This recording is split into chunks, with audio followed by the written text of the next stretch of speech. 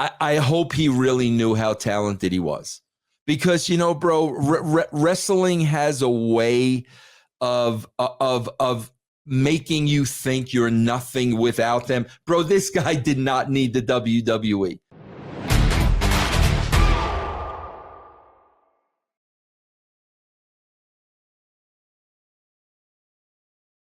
What is going on, everybody? This is Dr. Chris Featherstone here for yet another episode of Writing with Russo. I'm here with the former WCW World Heavyweight Champion, former WWE head writer, Vince Russo. How are you, man? I'm doing all right, Chris. How are you? Doing okay, man. Doing all right. As of this recording, we received some incredibly tragic news of former WWE Universal Champion, former WWE Champion, Bray Wyatt passing away. And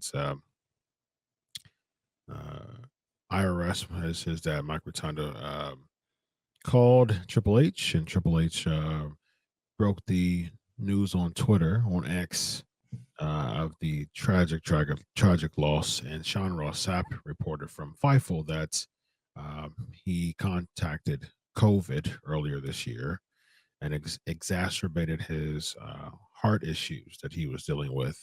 And unfortunately, although there was progression, which there was some rumors of him returning, unfortunately, it's went back to a worsened state, and he is heart attacked. He had a heart attack and unfortunately passed away. So you and I talk about Bray Wyatt all the time, as far as just the wonderful and incredible mind that he had that was even bigger than the business. You were really high on Bray. We talked a lot of times about how you wish if there was one wrestler that you would return to a role of a head writer for, it would be Bray Wyatt. So here's your opportunity to share your thoughts on Bray and just go more into saying that. Go more into what you said before, as far as if there was one wrestler, it would be Bray Wyatt. Yeah, Chris, this is one of those things where, a brand member texted me. And, bro, I got to tell you, this is one of those times, bro, come on. In our industry, wrestlers pass away all the time. We just lost Terry Funk, yep. Who, I had the privilege of working with. This, bro, honestly, I mean, maybe, Chris, I found out a couple of hours ago, and bro, I'm sick to my stomach. Like, I'm absolutely sick to my stomach. And, bro, here's the funny thing. Bro, Bray Wyatt was such a great performer that I swear, bro, this goes back to Andy Kaufman. Andy Kaufman was such a great performer that when he passed away with cancer, people actually thought it was a stunt. Yeah. They actually thought that he faked his own death. That's how good a performer Andy Kaufman was. Bro, I thought about that. I literally thought about that. How bro, let me say this. Okay, man, I've been watching wrestling since the early 70s. And all my time in it, bro, let me tell you this. This was the greatest portrayal, Bray Wyatt / Fiend / Funhouse. This was the greatest portrayal of any character in the history of the wrestling business. The history of the wrestling business, bro. And I know I'm talking about the Savages, and I'm talking about the Pipers, and I know I'm talking about the Rocks, and I'm talking about the Austins, all of those people. And I had the opportunity to help have a hand with some of those characters. Bro, they were all an extension of themselves. I am talking about a straight character, a character out of a horror movie, a character that should have been a leading man in Hollywood, a character that was so convincing that you believed that's who he was. This was the greatest portrayal of any character in the history of the professional wrestling business. And I've seen thousands and thousands and thousands and thousands of characters. But I got to tell you, bro, with that, the dark place that Bray Wyatt, Wyndham Rotunda had to pull this character from, there had to be some darkness there. There had to be something within him, bro. And I know, listen, man, I did, Chris, get to exchange a couple of DMs with him. And I know there was depression. I know he was dealing with a lot of emotional issues. And, I would read things about him and I would read and hear about that. So occasionally I would drop a DM trying to lift this guy's spirits up, telling him, bro, just how incredibly talented he was and everything is going to be okay. But bro, for him to channel these characters and the evil in these characters, I'm sure, bro, there were demons deep inside. But bro, when I tell you, I'm not saying this because I am totally shocked and the man just passed. I am saying this because it is the truth. Bro, number one with me is character. In the history of the business, bro. Bro, I said it many times when he was alive. I said it many times. Why are you going back to the WWE? Bro, you should have been the next, Freddy Krueger, Jason Voorhees. I said that many times. Bro, go to Hollywood. Let's build a movie franchise for the next 25 years around this guy. I said that, bro. That's how good he was. And bro, I'm going to tell you, man, I don't know, I'm 62 years old. I doubt, bro, in my lifetime anyway, I'm going to see an individual come along who was as great as this man was when it really came to a character and believability and the commitment he made. This guy was extraordinary, bro, extraordinary. That's why it broke my heart, and I said it many times. His level of greatness was so high, bro, that when you're bringing writers into the WWE, they're not going to be able to meet that. Like, this is a special gift, bro, that is so high up on that Richter scale. Writers are not going to be able to write up to his level, which had to be extremely frustrating for him because, bro, I am sure he saw things and wanted to do things that other people just could not comprehend. And I told you, Chris, what happens in that case is we start now pulling that talent down because you can't match his creativity. And my God, bro, as tragic as this is, we saw a glimpse, Chris. That's all we saw of what this dude was capable of. We saw a glimpse, man. And that's why, like I said, man, this isn't, bro, pray for, him, his family. This, bro, I am sick to the pit of my stomach just knowing the talent. And bro, here's what hurts me more than anything, bro. This is what saddens me more than anything. I just hope, bro, I hope he really knew how talented he was. Because, bro, wrestling has a way of making you think you're nothing without them. Bro, this guy did not need the WWE. He was in a world of his own, bro. And yeah, man, I read he leaves 4 kids behind. He leaves a wife and a brother, and I just, man, bro, I just really hope he really, really understood how absolutely great he was, bro. I can be honest with you. I've seen so many people pass in the business, so many people. The last time, and I did not know him, bro. The last time I felt this way was China, and I knew her. We had a relationship. I never met Bray Wyatt in my life.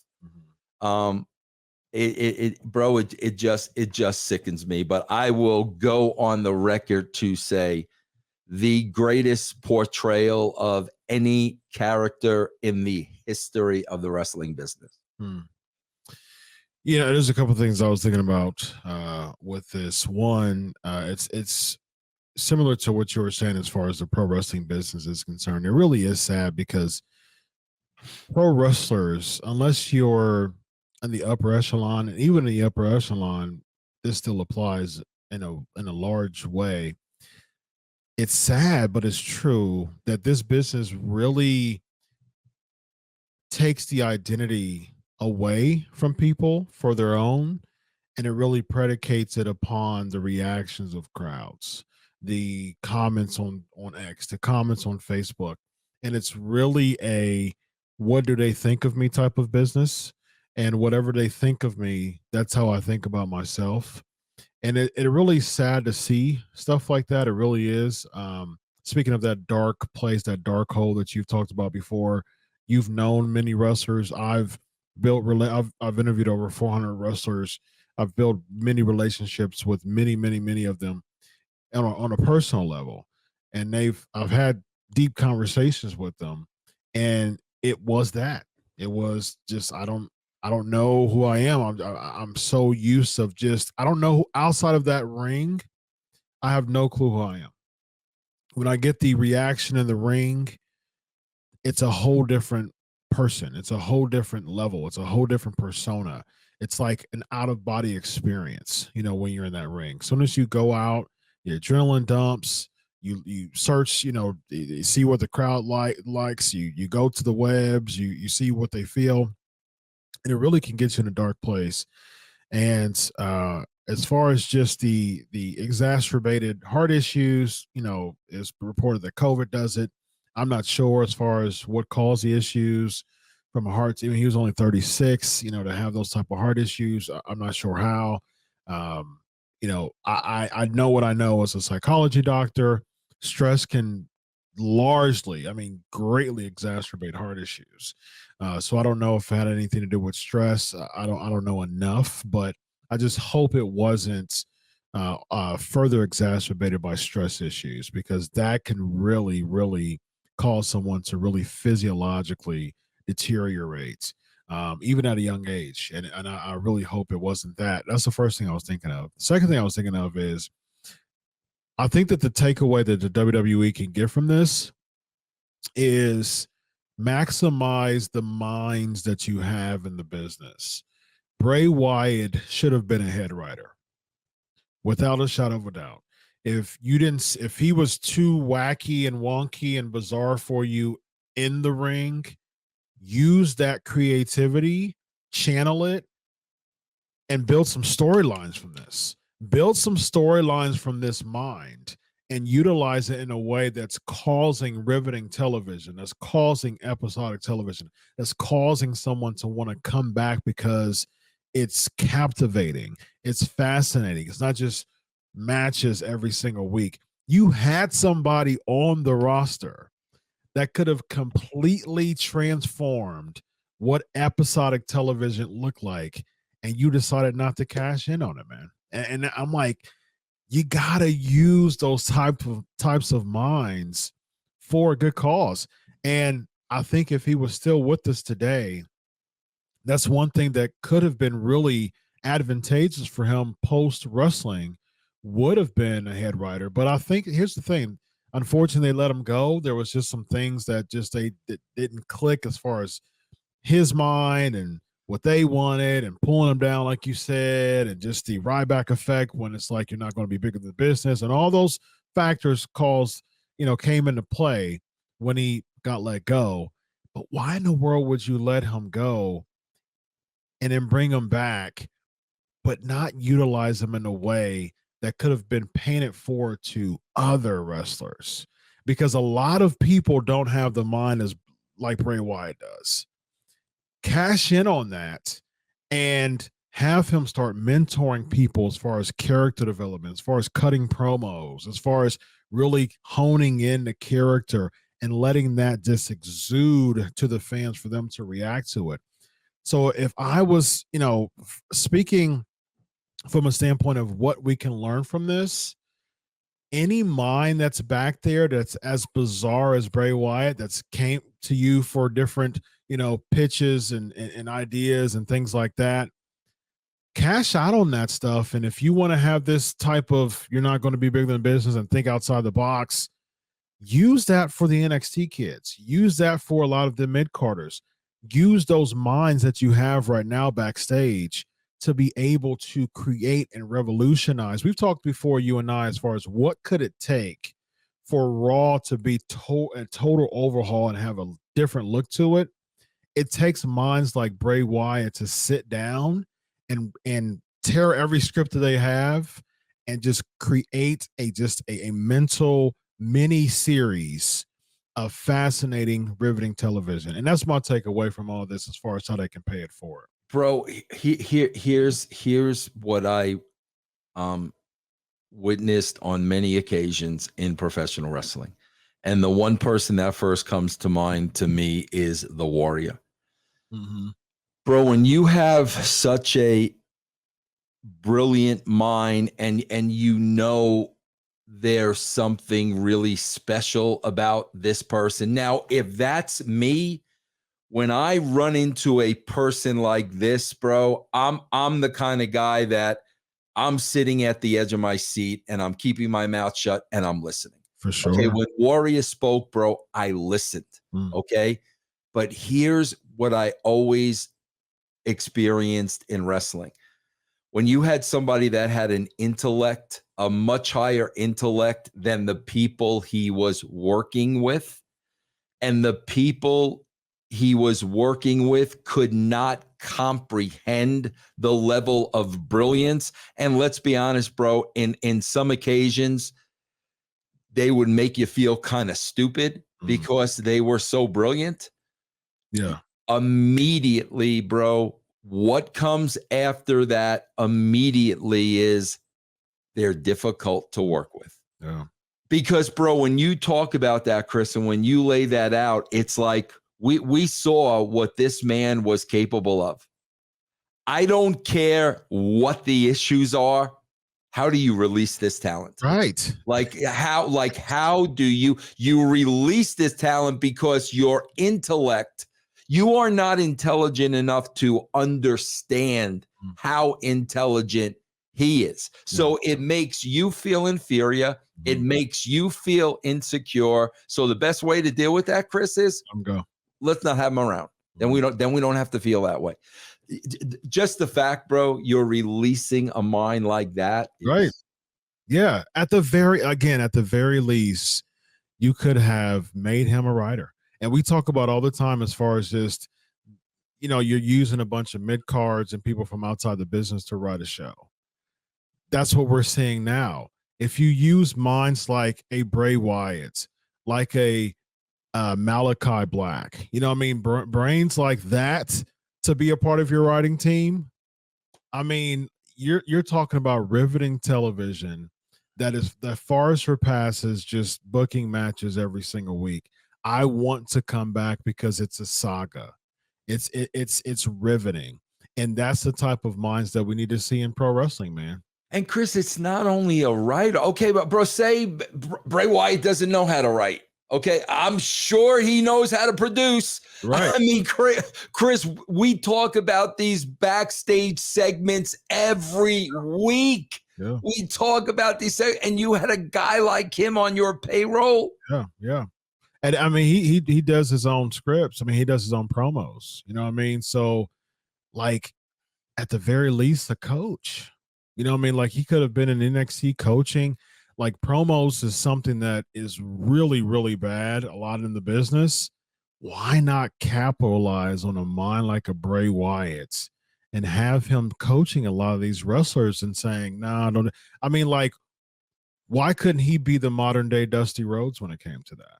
You know what I mean? Dusty Rhodes was another brilliant, brilliant mind that can, turn, turn chicken crap and make it in chicken salad. And what he did was revolutionary to so many wrestlers by coaching them and helping them with their promos.